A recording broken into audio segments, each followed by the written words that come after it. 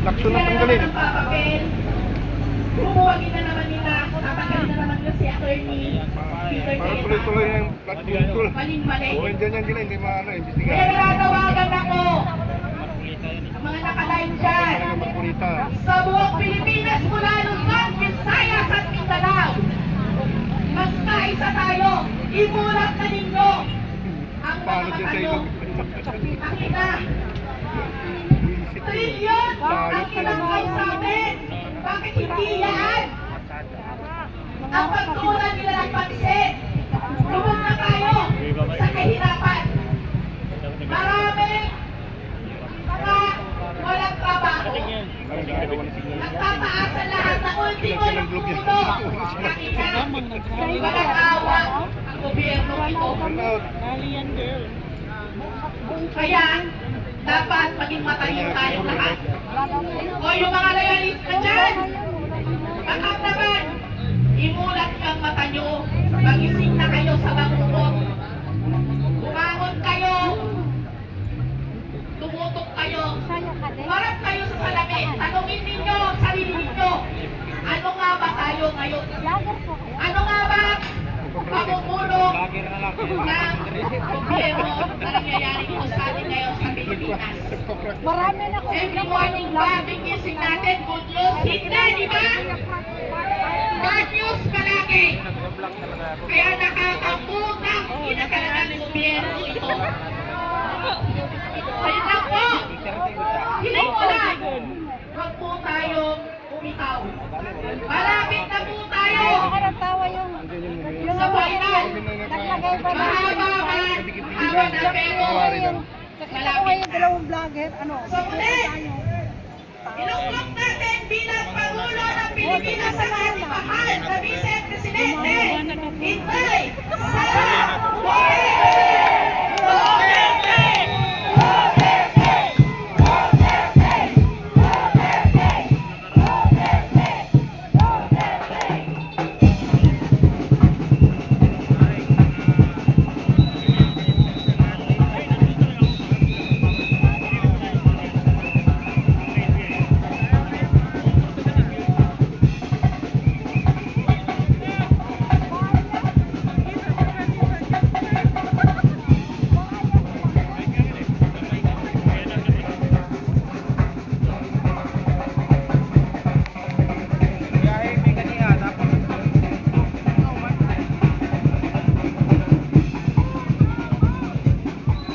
Ayan, tinatawagan ko po ang isa po sa ating magsalita, ang sektoral po ng kababaihan ng Maisog, Mami Ace, where are you?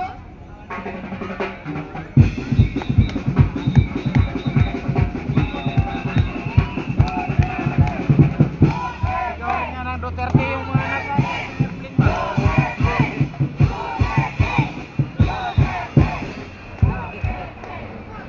Ayun. Magandang hapon at isang mapayapang hapon. Ang hiling ng bawat isa sa atin. Sa ating mga kapulisan, magandang hapon sa inyo. Sa buong Pilipinas, aming hiling ang kapayapaan ng ating bansa. Huwag nating kalimutan paano ba ang mga Pilipino. Tayo ay likas na mapagmahal at mapagpatawad. At higit sa lahat, may angking pantay na pagtingin sa ating kapwa. Yan lamang naman ang inihilig namin sa mga mambabatas na ito na parang nakalimutan nila. Sila pa ba ay Pilipino?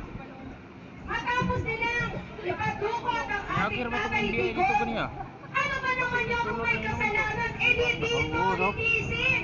Bakit kailangan mangialam ang mga taga-ibang bansa? Mukha naman ako, Alindanaw, nilipat-lupat. Pilipino. The only thing they know are documents. Documents na kung magaling ang gumagawa, pasado lahat. Pero ang katotohanan dito, sino ba ang mga Pilipino? Iyon ang kawalan sa pakialam ng mga gayon. Nakalimutan natin na tayo, Pilipino, at pantay ng pagtingin ng karapatan ng bawat isa. Tulad ng nangyayari ngayon, dapat bangang unahin yung impeachment na yan. Why can't we all fair? Lumaban ng lalaban sa halalan at ang manalo, irespeto. Pero wag na nating daanin pa sa kung saan-saang dokumento, kung saan-saang impeachment. Ano bang meron? Kung talagang magaling kayong mga nakaupo, wala naman kami dito eh. Bakit pa tayo magre-reklamo kung magaling sila? Tama ba? Bakit tayo nandito? It's because ayuyurakan ang mas maraming karapatan ng mamamayang Pilipino. At iyon ang pinaglalaban natin na maging patas lamang sila. Kung ano man ang pinaglalaban natin, ganun man din sila nire-respeto natin. Pero tama na ang sanswela. Hindi naman tatlo lang nakakapanood na mukhang nasasaswela na lang tayo. Most of us lamang ang nakakakita na parang